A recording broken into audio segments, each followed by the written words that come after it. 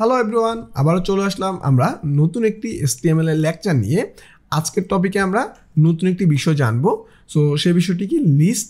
So কীভাবে আমরা list করতে পারি। মনে করো যে তুমি বাজারে গেলা, তোমার বাসা থেকে তোমাকে একটা বাজারের লিস্ট ধরাই দিছে। সো ওই রকম একটা লিস্ট আমরা কীভাবে আমাদের HTML এ করবো। সো আমাদের লিস্ট মূলত তিন ধরনের: আনঅর্ডার লিস্ট, অর্ডার লিস্ট আর হচ্ছে ডিসক্রিপশন লিস্ট। ওকে, সো আমরা ফার্স্টে দেখবো আনঅর্ডার লিস্ট। আনঅর্ডার লিস্টের জন্য আমরা ইউজ করি UL ট্যাগ, তার মধ্যে ইউজ করি LI ট্যাগ। UL মানে আনঅর্ডার লিস্ট আর LI মানে লিস্ট আইটেম। আমরা এখানে বলে দেই আইটেম 1। সো এটাকে আমরা কপি করে নিতে পারি, 2-3টা নিলাম। সো এখানে যদি আমরা এখন স্ক্রল করি, আমরা আনঅর্ডার একটা লিস্ট পেলাম 3টে আইটেমের। এরপর আমাদের আছে অর্ডার লিস্ট। আমরা আগে দেখি অর্ডার লিস্ট ইউজ করি OL দিয়ে অর্ডার লিস্ট।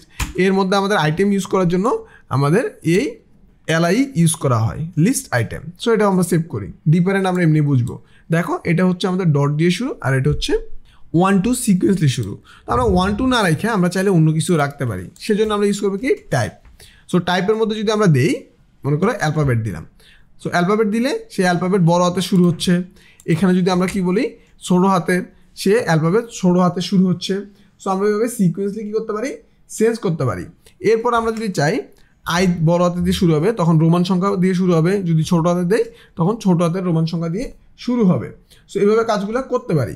এরপরে আমরা চাচ্ছি কি, এখানে আমরা আমাদের সংখ্যা তো আছে, হ্যাঁ। সো সংখ্যা তো আছে, সংখ্যা দিয়ে শুরু হলো, কিন্তু আমরা চাচ্ছি স্টার্ট হবে মনে করো 4 থেকে, তার জন্য স্টার্ট অ্যাট্রিবিউট আছে। সো এরপর যদি বলে দেয় 4, তাহলে আমাদের শুরু 4, 5, 6। ওকে, 4, 5, 6 থেকে শুরু হয়েছে। সো স্টার্ট আমরা বলে দিতে পারি।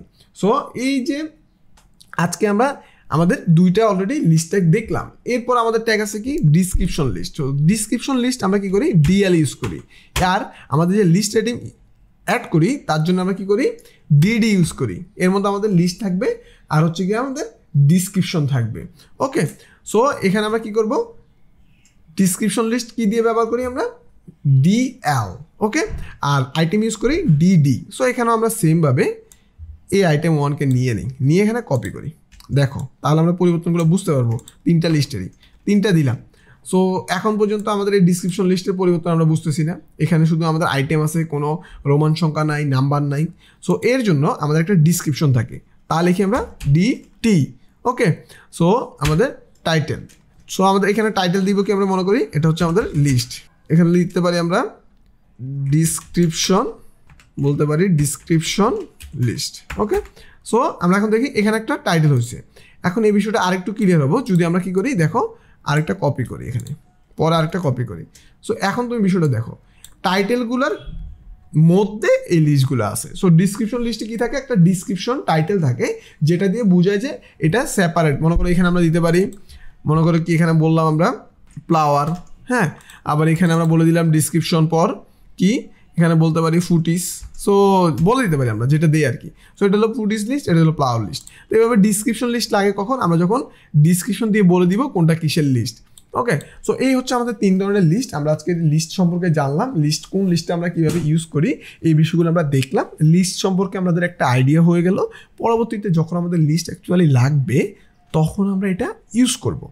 এখন আমাদের দরকার নাই, বাট যখন আমাদের লাগবে তখন আমরা ইউজ করবো। এখন শুধু আমরা জানলাম থিওরি, কোনো ভয় পাওয়ার কোনো কারণ নেই। তুমি ভয় পাবাই না, টোটালি বিষয়গুলো টোটালি আমরা জানতেছি, আর অন্য কিছুই না। টোটালি বিষয়গুলো আমরা জানতেছি, জানার পরে আমরা এগুলো নিয়ে কাজ করব। এখন তুমি ভয় পাওয়ার কিছু নাই। তুমি যতটুকু বুঝো, যতটুকু তুমি চেষ্টা করো, করতে থাকো। যতটুকু তুমি নিতে পারতেছো অতটুকুই এনাফ। তুমি ভয় পাইও না যে হ্যাঁ ভাই আমি তো বুঝতেছি না, আগেরগুলো ভুলে যাচ্ছি।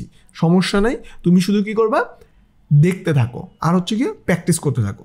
আমরা যে বিষয়গুলো দেখাচ্ছি এই বিষয়গুলো প্র্যাকটিস করো। এই বিষয়গুলো প্র্যাকটিস করতে করতে আমরা চলে যাবো লাইভ প্রজেক্টে। তখন তুমি যখন নিজে নিজে ইমপ্লিমেন্ট চেষ্টা করবা, সমস্যা পড়বা, আমাদের থেকে সাপোর্ট নেবে, তখন বিষয়গুলো তুমি ক্লিয়ার হয়ে যাবা। ওকে, তো সবাই ভালো থাকবা। আল্লাহ হাফেজ।